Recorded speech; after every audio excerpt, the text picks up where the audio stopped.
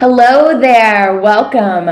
My name's Kara Donaldson, the founder and executive director of the Adoptee Collective, and we are here right now to share who we are, what we do, and really how you can connect and be a part. So we'll go through this short presentation, and here are some of the highlights that we'll hit. So let's go ahead and get started. So just a little bit briefly about who we are. We're a private practice here in Nairobi, Kenya, which is where I live and am based, offering healing-centered therapeutic care and support resources, creating connected community for adoptees and their families and the professionals, clinicians who support them. So we also have a nonprofit sister organization that really mirrors and seeks to mirror what we do here in Kenya. We value trauma-informed care, adoptee-centered practice, and cultural humility. And these are the the values that are the pillars on which we build everything. So a little backstory and context for why we're here. I started a book project with some adoptee friends of mine and our former co-founder, Heather Enright, who is also an adoption social worker of almost 30 years. She's also a writing coach or a writer and has written many books. So I asked her to jump on board with us. And that was shelved, but we morphed into writing my storybook, which is a therapeutic workbook for foster kiddos and adoptees themselves. That was all around the time of COVID. So during that time, I realized and Heather realized we were really in conversations. I was finding myself in conversations with adult adoptees and hearing multiple stories about there not being spaces to have conversations about being adopted and what it's like to be adopted and the challenges that often come with that. And so we kind of worked backwards, created a resource, my storybook, and then founded our organization in 2021 because we were hearing about the gap in the services in the community and really sought to help fill that. It was born from the need for adoptee voices to be amplified. There are a lot of dominant narratives about adoption in society that a lot of society follows, and fair enough, it's the story that's been told, but adoptees really now are beginning to push back, if you will, so that adoptee competent services, service providers, policies, legislations, the greater society recognize the challenges that come with living adopted on a daily basis. Because we know that when a baby or a child is adopted, their adoption doesn't end there, right? It's an ongoing, lifelong experience for someone who's adopted, and the challenges that come along with that. So we really seek to center adoptees, equip their families, and build community so that they find representation in their own stories and experiences around them. We also seek to expand access to therapy. We're guided by our values that honor lived experience and foster connection. So myself, again, founder and executive director. I'm also a marriage and family therapist and trainer. Nicole, so that's the Kenyan side. Nicole Atherton, who is a friend of mine, good friend of mine for many years, an adult adoptee herself, is our US-based representative for the nonprofit in the United States.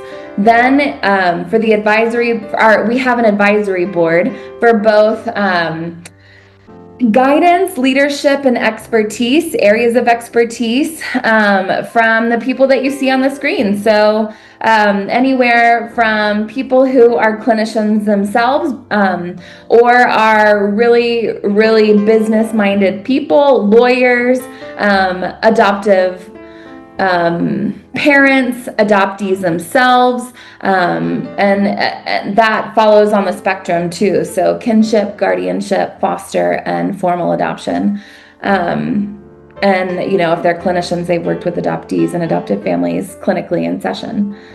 We have a great team, but really all of us provide or seek to be a healing community who revolutionize the systems that impact them. So that's our vision statement as adoptees and clinicians who are providing services for adoptees and their families. Advocates and allies who support adoptees and want to kind of magnify the adoptee experience so that it's recognized in greater population and greater society to really revolutionize those systems, legislation, policy, dominant narratives around us, a story that's only told a certain way.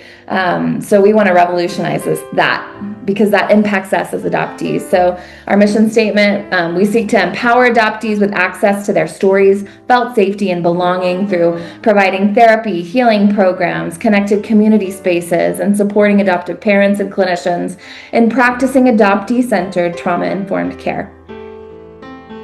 The gap. Let's talk about the gap and how we can fill it, because for far too long, adoptees have lived in the shadow of decisions made about them, but rarely with them. Now, we know that oftentimes it's because kiddos are little, right? Infants and children. And so social workers, clinicians, medical professionals, adoptive parents, biological parents, agencies, you name it, the state is making decisions about their lives, but rarely letting them be involved in the input of an impact of those decisions.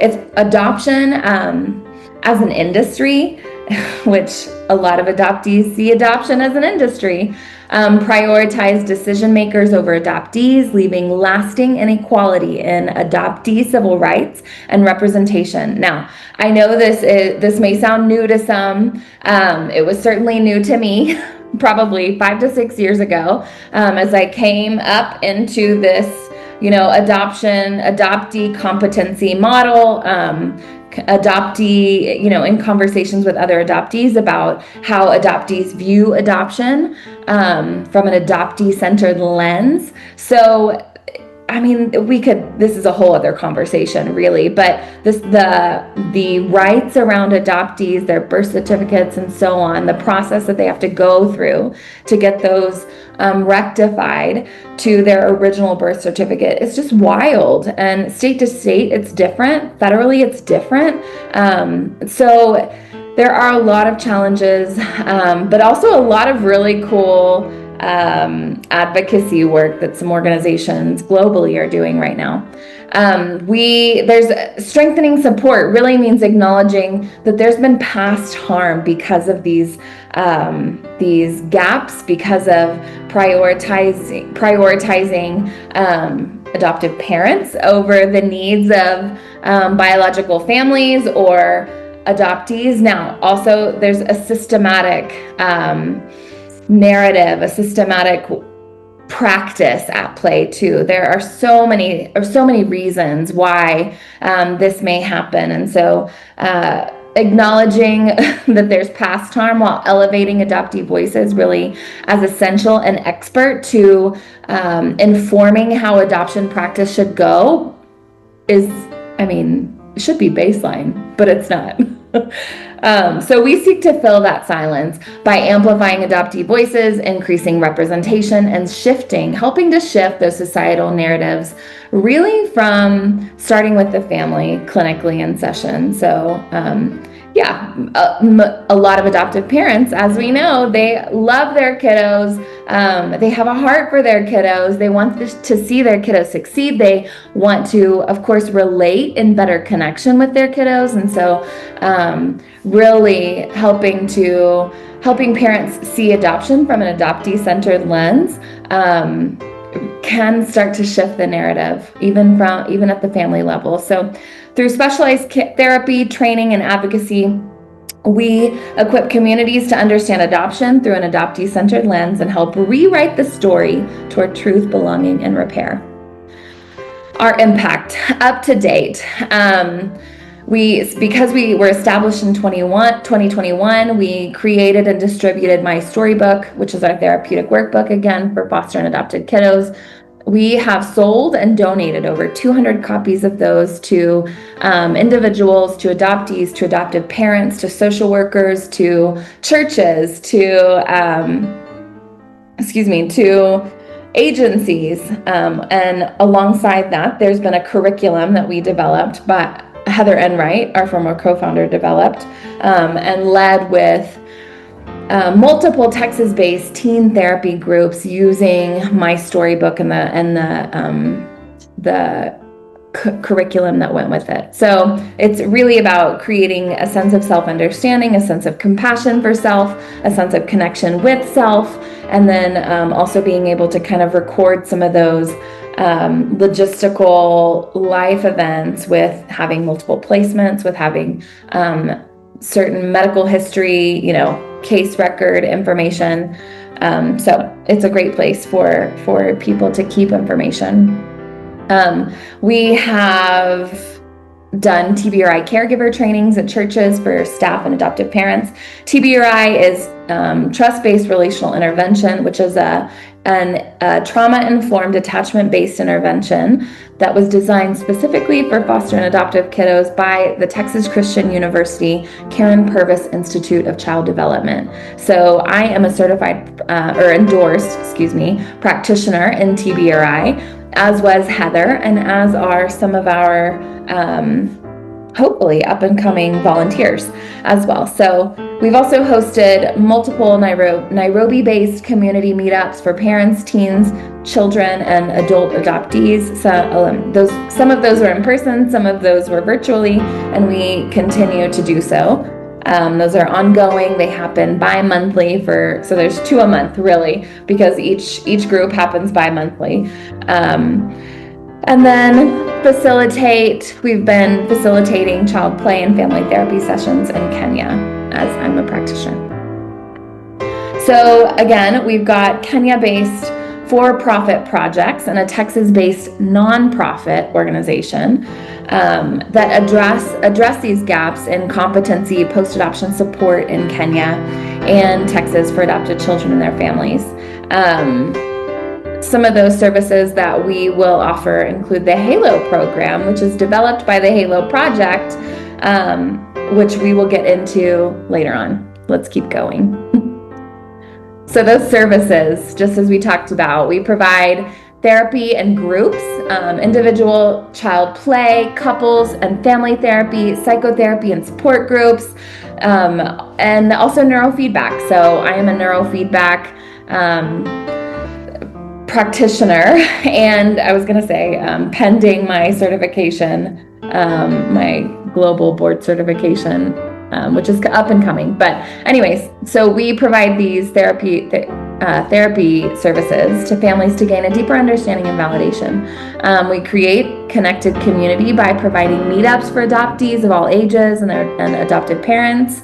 And then our program, the HALO program that I just can't wait to start, is developed by the HALO Project and Cindy Lee, who's a licensed clinical social worker in Oklahoma City. And so she created a 10-week intensive counseling program for adopted children ages 5 to 18 and their families, it's designed to meet the need of children to achieve healing from trauma. So she's a TBRI practitioner as well. She works closely with TCU and the KPICD, which is where TBRI comes out of, trust-based relational intervention, and has created essentially curriculum for family therapy sessions, a trauma education class for parents, and kids clubs, age-specific kids clubs, so 5 to 7, 8 to 12, and teens, that last for 10 weeks. So families apply, 6 families are approved into the cohort, and then they spend 10 weeks together. Of course, they're just their family and family therapy sessions, but all the kiddos come to Kids Club, and then parents all come together for a trauma education class. So that happens once a week, every week, for 10 weeks. And by the time it's done, they get over 50 hours of therapeutic services and therapy. So Amazing. It's an amazing program. It was what I was looking for while I was doing therapy with adoptees and their families in session, because it joins 3 different therapy approaches that I had already earmarked to become certified in, and this does it. It absolutely, like an arrow to the heart, gets to the need of creating connection, healing, and repair for adoptees and their families. So it's incredible, and I can't wait.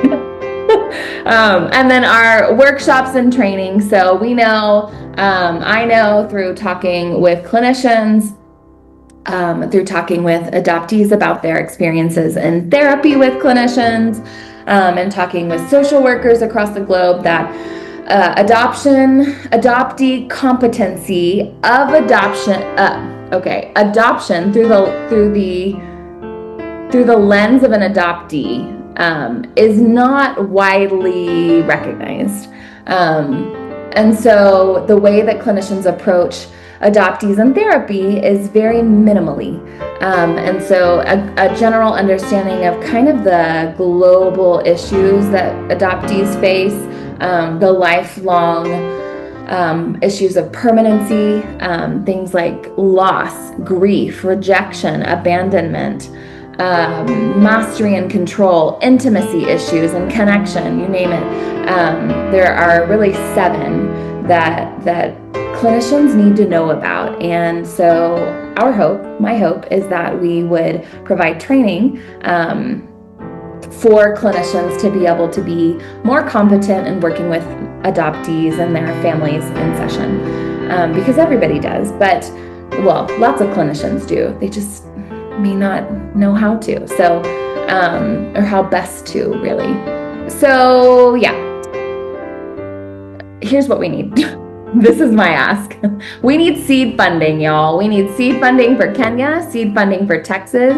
So we created the Hope Fund to bring all of our services to life by creating trauma-informed, culturally grounded, and clinically excellent spaces. So our seed funding for Kenya totals to $28,040, which I have a goal by December 31st to meet, so that we can launch the HALO program and some of our other services like individual therapy, child play therapy, couples, family therapy, and neurofeedback, some of which I'm already doing. I've already started, but we can scale it up essentially.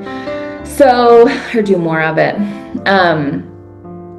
That's our goal, $28,000 by December. So seed funding for Texas, Texas Thrive Fund, as I'm calling it, expands the access to the HALO program, which is not in Texas yet, and community meetups in Abilene and Dallas, bringing these services to communities where they don't exist. So I know that there are therapists, social workers, counselors, working with adoptees and their families within those areas, but specifically the HALO program, which is specialized and designed to meet the needs through games, through curriculum, through fun ways of learning, fun ways of relating, clinically through Kids Club, designed to meet the needs of foster and adoptive kiddos. So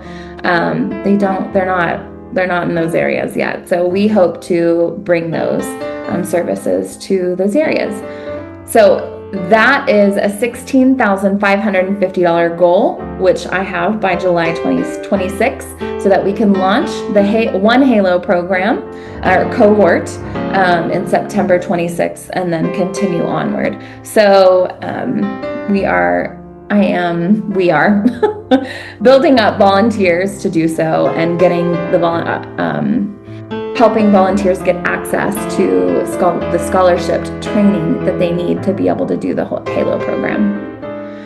The Hope Fund, here's what those funds cover. Here's what your gift supports. So we have a startup cost. It's a seed capital funding here, y'all. So it's about $9,500. We have a kids club. I don't know why it says kids club room, but it's kids club ages 5 to 7 and kids club ages 8 to 12, which is again a part of the HALO program developed by the HALO Project and Cindy Lee. And that is really resource heavy. It's a lot of toys, it's a lot of crafts, it's a lot of supplies, and consumables. And so, excuse me, we need funding to be able to do that.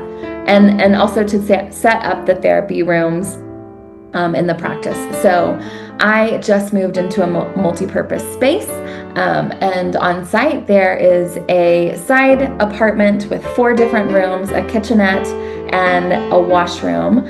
And so your help in setting up those therapy spaces will make it all the more welcoming, hospitable, and really impact the clinical success and experience of the clients who come in for services. And then, first year operational costs are $18,000, which covers the consumables for 2 kids club cohorts starting in January and then September.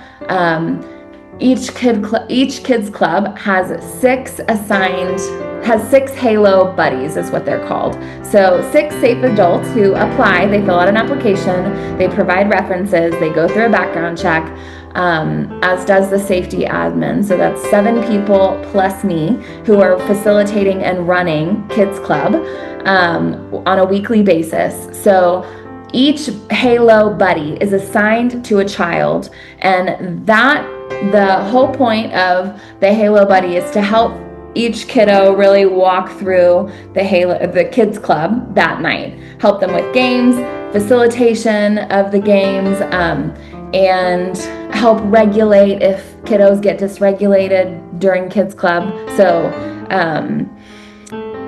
ideally, those Halo buddies would be paid volunteers that we get to work with through my university here in Kenya. So United States International University of Africa, which is a U.S. accredited university, which I went through the marriage and family therapy grad program at. And so ideally, those Halo buddies and safety admins would come from the marriage and family therapy grad program, paid initially, and then also my hope, really is to become a practicum site for grad students needing to get hours for their practicums.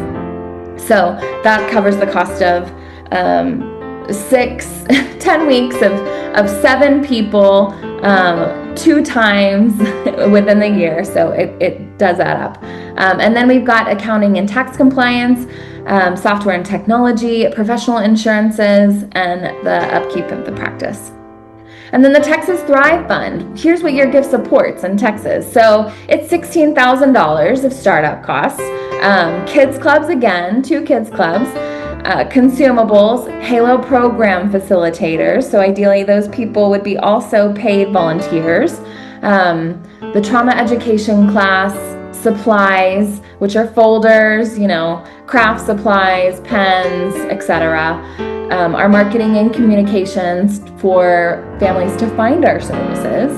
And then, I need to look into the insurance and operations of this, but then community engagement and training and accommodation for our trainers, or our Halo program facilitators. There's a number of trainings that they have to go through. It's what I've done and spent my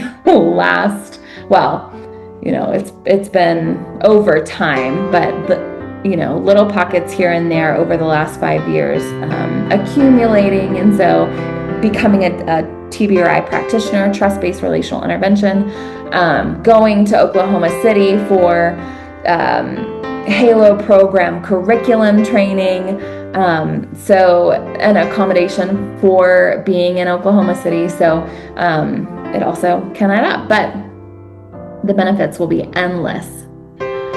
So as sponsors, as generous contributors to the Adoptee Collective, there are many levels that you can join into. So we have different levels of partnership.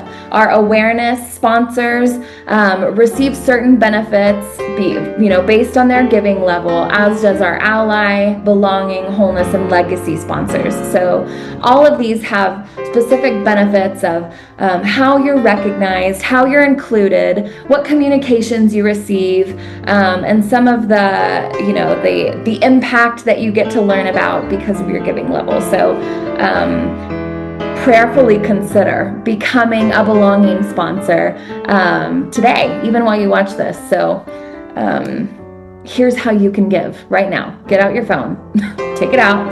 Here's mine, I got it. Take it out, scan the QR code, and it takes you straight to our giving page where you can give to a kids club. You can give to our operations cost, which I know doesn't sound as fun as giving to kids club, but it makes our world go round. So to let you know, we operate under the fiscal sponsorship of Women's Nonprofit Alliance, which is a registered 501c3 tax-exempt organization in the United States. We adhere to their statement of faith. We're an alliance partner and can accept tax-deductible donations, in-kind donations, and donor-assisted funds through them.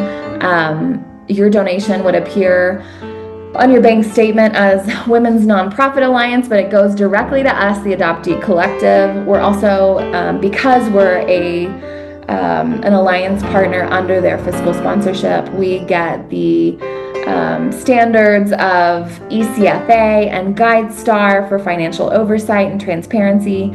Our Kenya-based for-profit here is registered as an LTD and operates under the guidance of those 7 advisory board members. So I meet with them quarterly for 30 minutes, giving them updates, letting them ask questions, and pick my brain and challenge me.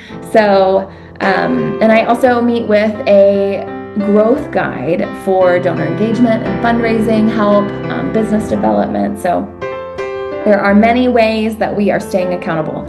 Now, if you know of people, if you've got 2 to 3 friends in your mind right now, which I hope you do, even as I'm talking and saying this idea to you, think of 2 to 3 people that you know who can jump on our weekly donor meetups that are, okay, I've said it's 1 hour, but I'm really going to attempt to keep it 30 minutes, every Thursday from now until December. So they'll meet with me, they'll learn about our work, and ideally we will have guests. Probably some of those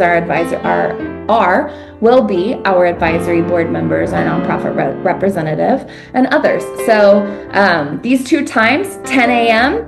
and 9 p.m. Central Standard Time, alternate bi-weekly. So this week, it would happen at 10 a.m., it happened at 6 p.m. my time today. But take your phone out, scan the QR code, or send this link to a friend that you know, because we need 2 to 3 people who can jump on these meetings, hear the mission and the vision of the Adoptee Collective, because y'all, this is vital work. This is incredible work. It has to happen. It will happen. It's just finding and networking with the right people who believe in this cause, because heck, it needs to be out in the world. We've got some testimonials from former clients of mine who are transracially, internationally adopted. It was really sweet. He said, "You're the only adopted person that I know who's like me." Oh, and I have a typo. And then a single adoptive mom who's American living in Kenya, she mentioned that she looked forward to our sessions weekly because it's the one time that she felt really connected to her son. So the impact of working with adoptees and their families clinically and in session, and I know the impact of working with families in the HALO program is phenomenal. It's amazing to watch people connect after experiencing such significant struggle. But I'm so stoked, so excited. So here's a way to contact us. If you're like, "Hey, Kara, I've got a question," you fumbled through some of your words, contact me. And I'd love your feedback. 2, your cheers, your questions, your comments. Please share what's on your mind and share our information with your friends that you know. Share the donor meetups that are up and coming. So I look forward to your message and look forward to hopefully seeing you on a donor meetup at some point. All right, y'all. Thanks for joining.